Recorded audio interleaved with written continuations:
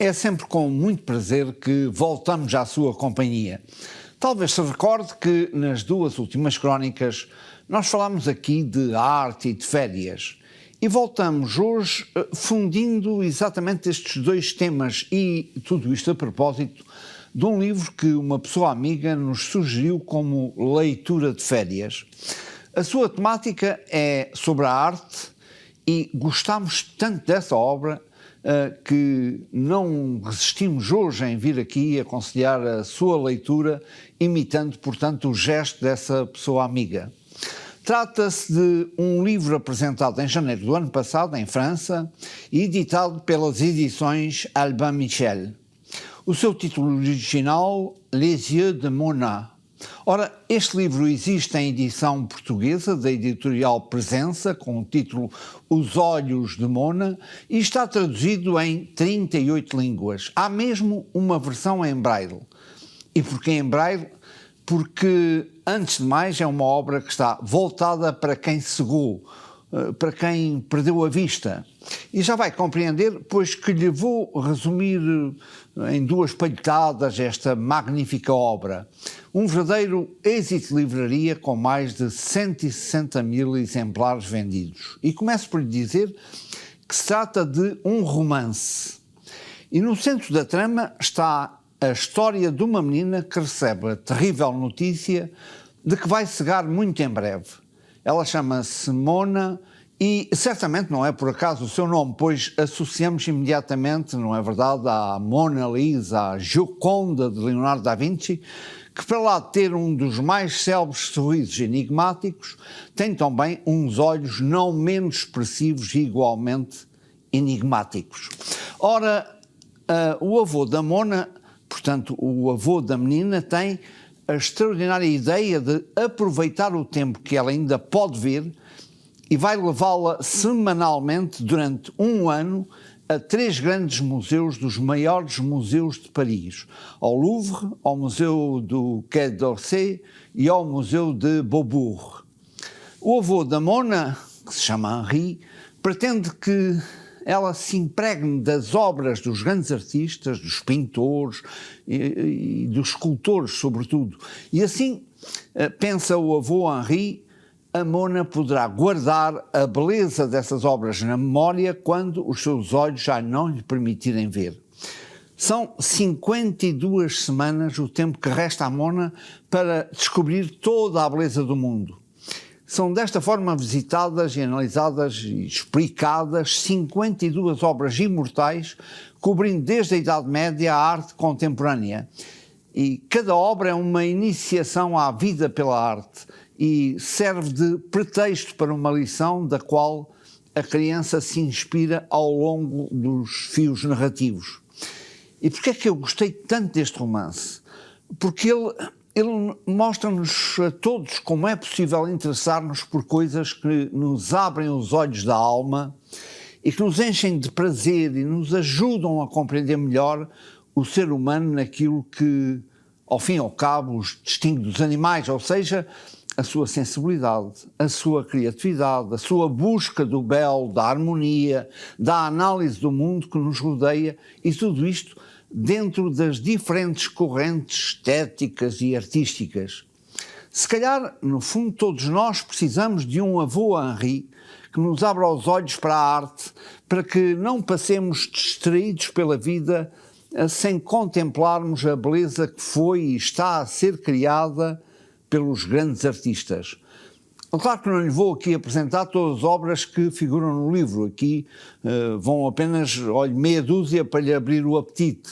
Sei lá, fala-se da Vênus e as Três Graças de Botticelli, que está a ver, claro, da Gioconda de Da Vinci, da Cigana de Franz Hals, da primeira bailarina de Degas, a Alvorada de Picasso ou a estátua do escravo morrendo de Miguel Ângelo. E com tudo isto, olha, ainda nem lhe falei no autor, trata-se de um historiador de arte francês, o nome não parece muito francês, mas é Thomas Schlesser, que é professor universitário e diretor da Fundação Artung Bergman. Slessor é autor de muitos ensaios no domínio da história da arte, mas este romance, de que lhe tenho estado aqui a falar, foi a sua segunda obra de ficção e, olha, com ela ele foi eleito autor do ano de 2025 pela editora Livre Hebdo. Em recente entrevista a propósito do livro Os Olhos de Mona, Slessor declarou ter trabalhado do início ao fim para que este romance se pudesse dirigir a pessoas cegas e com baixa visão, com o desejo de tomar as belas artes mais acessíveis aos deficientes visuais. Ora, é exatamente por isso que o livro se torna muito interessante e muito útil. Quem sabe se no fundo todos nós não estávamos a precisar de uma obra como esta para passarmos a olhar a arte com outros olhos. A ida ao Museu do Avô com a neta não passou, ao fim e ao cabo, de pretexto criado pela criatividade do autor para fazer sair as obras do invólucro sombrio dos museus e de as pôr perante os nossos olhos, chamando-nos a atenção para a sua extrema beleza. Talvez depois nós possamos entrar com um pouco mais de prazer dentro de um desses museus que existem disseminados por todo o lado, que existem por todo o mundo. Eu interrogo-me se, no fundo desta crónica de hoje, eu não me estaria a desviar demasiado da cultura portuguesa, mas eu não creio, pois às vezes nós temos necessidade de nos afastar para depois podermos ver melhor as coisas, não é verdade? Olha, o nosso Nobel português, José Saramago, escreveu um dia que é preciso afastar-se da ilha para melhor a ver.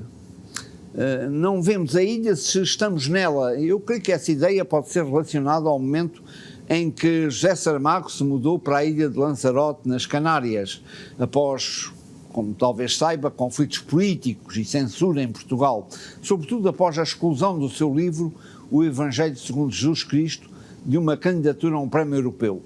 No fundo, o que Saramago queria dizer é que de lá, das Canárias, ele podia manter um olhar crítico, atento e amoroso sobre Portugal, vendo melhor a ilha, como ele dizia.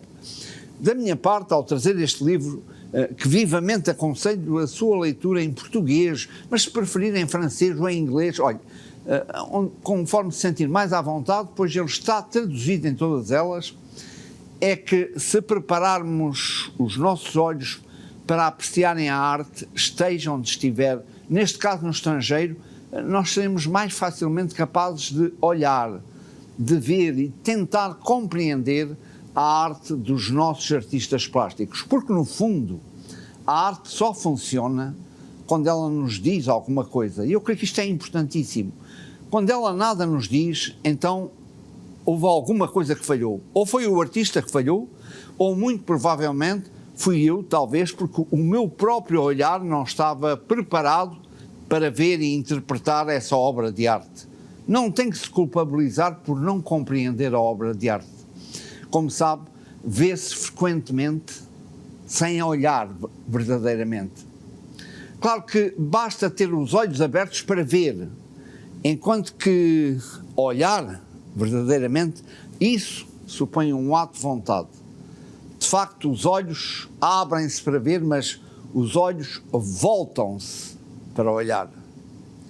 O que estamos a dizer relativamente às artes plásticas, designadamente à pintura, à escultura, olha que se aplica a todas as outras artes. Sei lá, por exemplo, a música.